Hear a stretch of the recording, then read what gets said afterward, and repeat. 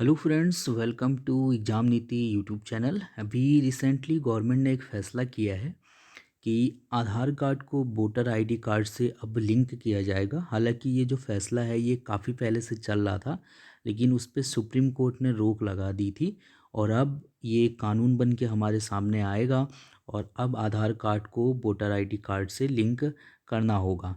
तो इसके बारे में विस्तार से चर्चा करेंगे, जानेंगे कि क्या ये करना अनिवार्य है, इसके फ़ायदे क्या होंगे, इसके नुकसान क्या होंगे और जो विपक्ष इसके लिए इस पूरी प्रक्रिया को लेकर विरोध प्रदर्शन कर रहा है, क्यों कर रहा है, ये भी हम इस वीडियो में जानेंगे। वीडियो के लास्ट में मैं आपसे एक प्रश्न पूछूंगा, उसका जवाब आप कमेंट करके बता सकते हैं अगर आपको आंसर आता होगा तो शुरुआत करते हैं।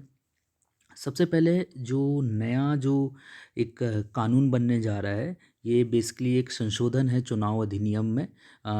उसी में जो है ये एक संशोधन है। तो ये चुनाव अधिनियम संशोधन विधेयक 2021 है, जो कि अब राज्यसभा में भी पास हो चुका है और शायद जब तक आप इस वीडियो को देख रहे होंगे तो हो सकता है ये कानून भी बन जाए।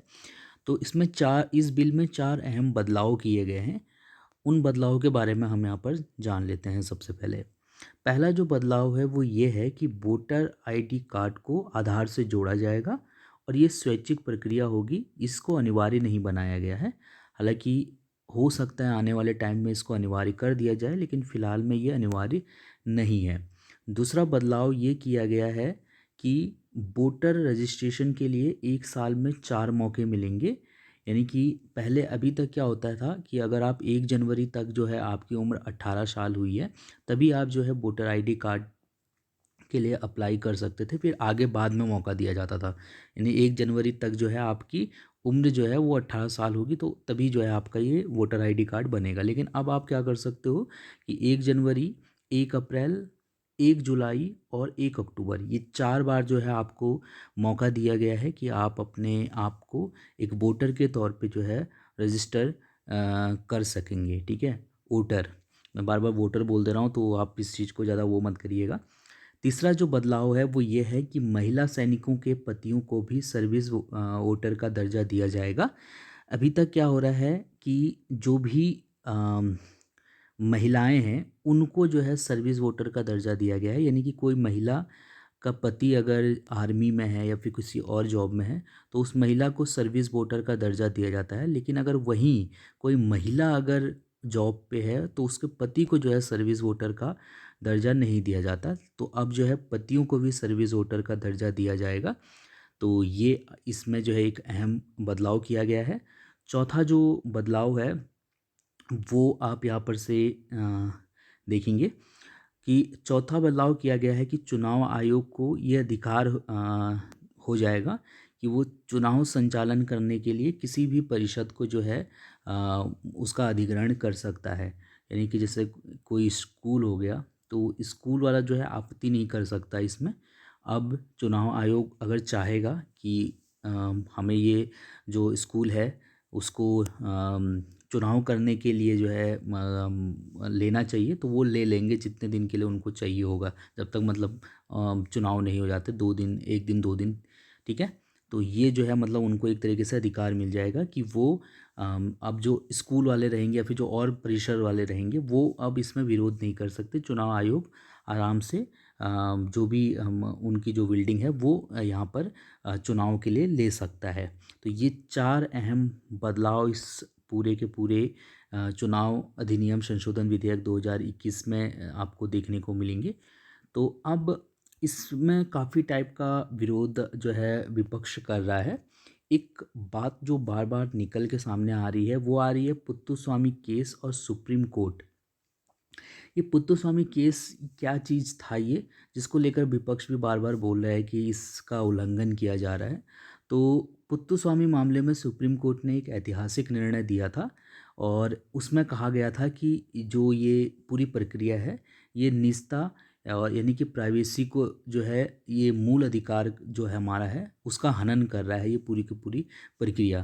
तो इसमें हुआ क्या था कि जो पुत्तुस्वामी थे जो कि हाई कोर्ट के जस्टिस रह चुके थे, कर्नाटक हाई कोर्ट के, उन्होंने 24 अगस्त 2017 में एक याचिका दायर की थी सुप्रीम कोर्ट में। ठीक है, यहाँ पर लिखा गया है, ये मैं टिक कर दे रहा हूँ। 24 अगस्त 2017 को सुप्रीम कोर्ट में जो है एक याचिका इन्होंने दायर की थी और इसमें इन्होंने कहा था कि केंद्र सरकार की जो आधार वाली जो स्कीम है उसका इन्होंने विरोध किया था। तो उस वक्त आधार कार्ड को जो है कई जगह पे अनिवार्य कर दिया गया था। तो जब इन्होंने इस चीज़ का विरोध किया तो फिर इन्होंने उसमें बोला था कि ये अनुच्छेद 21 में मिले अधिकारों का उल्लंघन हो रहा है, जो हमारी निजता का अधिकार है उसका उल्लंघन हो रहा है। तो इस पे जो है सुप्रीम कोर्ट की संवैधानिक बेंच ने 2018 में एक फैसला सुनाया। सुप्रीम कोर्ट ने निजता को मूलभूत अधिकार बताते हुए आधार कार्ड को बैंक और मोबाइल फ़ोन से लिंक करने की अनिवार्यता खत्म कर दी। आपने देखा होगा कि 2018 के आसपास, 18 से पहले आपको काफ़ी ज़्यादा फोर्स किया जा रहा था कि आप हर हाल में अपना जो अ, आधार कार्ड और मोबाइल नंबर है उसको लिंक करें। कई जगह अनिवार्य कर दिया गया था कि आधार कार्ड को जो है बैंक से लिंक करें और फ़ोन से लिंक करें मोबाइल नंबर से।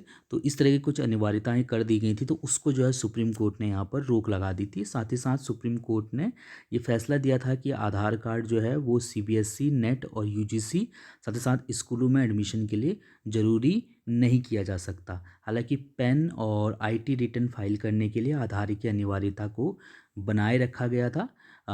कोर्ट ने सरकार को की लो प्राइवेसी की जो रक्षा करने के लिए डेटा को प्रोटेक्शन कानून जो है लाने का भी आदेश दिया था कि बार बार जो लोग हैं उनकी जो आधार संबंधी जो भी मतलब डिटेल है वो लीक हो जा रही थी। तो कैसे जो है हम जो हमारे नागरिक हैं उनकी निजता का उल्लंघन ना हो, तो इसको लेकर भी जो है सरकार को उन्होंने आदेश दिया था कि इसको लेकर भी जो है कानून बनाया जाए। तो कुल मिला के इस केस में ये कहा गया था कि आधार कार्ड को जो है अनिवार्य नहीं किया जा सकता। तो कई जगह पे जो है उस वक्त उन्होंने रोक लगा दी थी।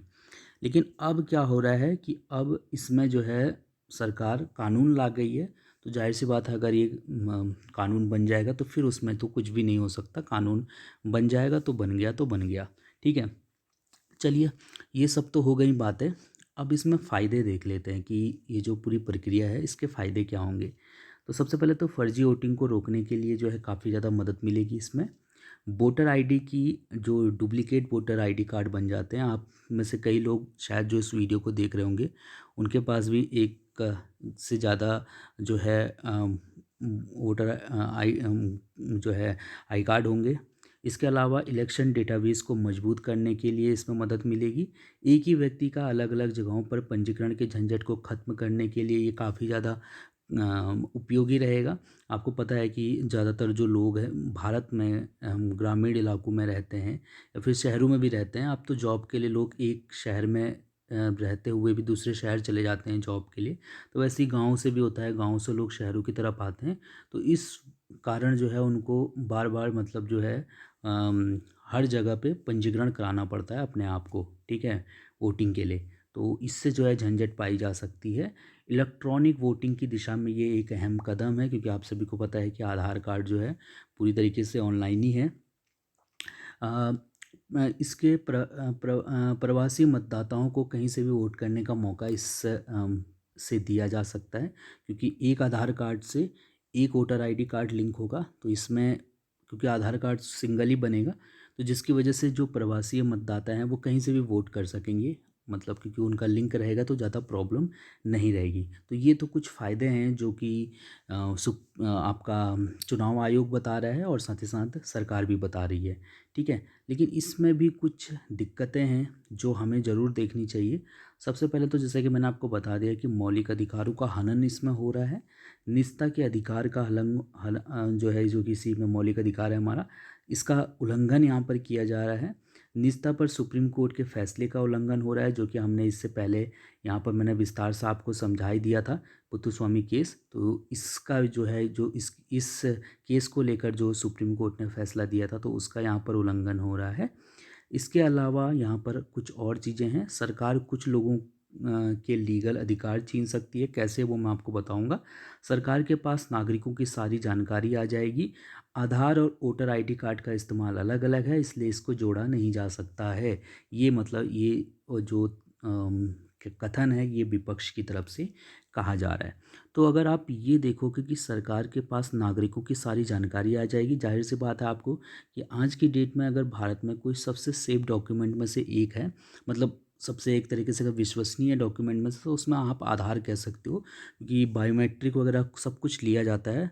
तो अगर उसको सही से अगर उपयोग किया जाए, सरकार बहुत मजबूती से जो है उसकी सुरक्षा को लेकर काम करे कि उसका डेटा कभी मतलब बहुत सिक्योर रहे, तो आप समझ सकते हैं कि आधार हमारे बहुत ज़्यादा काम आ सकता है। कि अगर सोचिए कि अगर आप कहीं कोई घटना हो गई मान लीजिए कहीं, और उसमें किसी की जो है हत्या हो जाती है या फिर किसी की मृत्यु हो जाती है, तो बायोमेट्रिक की मदद से भी जो है उसके बारे में पता किया जा सकता है, उसके अंगूठे के निशान लेकर या फिर इस तरीके की चीज़ें करके। क्यों? क्योंकि वो ऑलरेडी जो है हमारे जो डेटाबेस है उसमें सेव है, तो वहाँ से जो है आराम से उसको निकाला जा सकता है। तो ये कुछ मतलब फ़ायदे हैं। लेकिन यहाँ पर बस प्रॉब्लम जो मेन आ रही है वो ये है कि सरकार के पास जो है ये सभी जानकारियाँ रहेंगी, ठीक है? सरकार जब चाहेगी तब जो है वो पता कर सकती है, और हो सकता है कि इसमें ये भी पता चल जाए कि किस आदमी ने किसको वोट वोट दिया है, क्योंकि ये भी काफ़ी ज़्यादा पॉसिबल है जब आधार और वोटर आईडी कार्ड लिंक होंगे। इसके अलावा अगर आप देखोगे तो आधार कार्ड का काम अलग है, जबकि वोटर आईडी का काम अलग है। वोटर आईडी का काम है वोट देना, आधार कार्ड हम एक पहचान पत्र के तौर पे इस्तेमाल करते हैं। और हालांकि वोटर आईडी कार्ड का भी इस्तेमाल किया जाता है इस चीज़ के लिए, लेकिन आधार, क्योंकि आधार का एक कह सकते हो सेपरेट काम है कि हम उसको पहचान पत्र के तौर पे इस्तेमाल कर सकते हैं, तो दोनों का मतलब एक तरीके से अलग अलग है। तो ये थोड़ा सा कुछ यहाँ पर नुकसान इसके देखने को मिल रहे हैं, जिसमें सबसे ज़्यादा जो बड़ा नुकसान मुझे यहाँ पर लगता है वो जो निजता का जो अधिकार है उसका हनन यहाँ पर हो रहा है।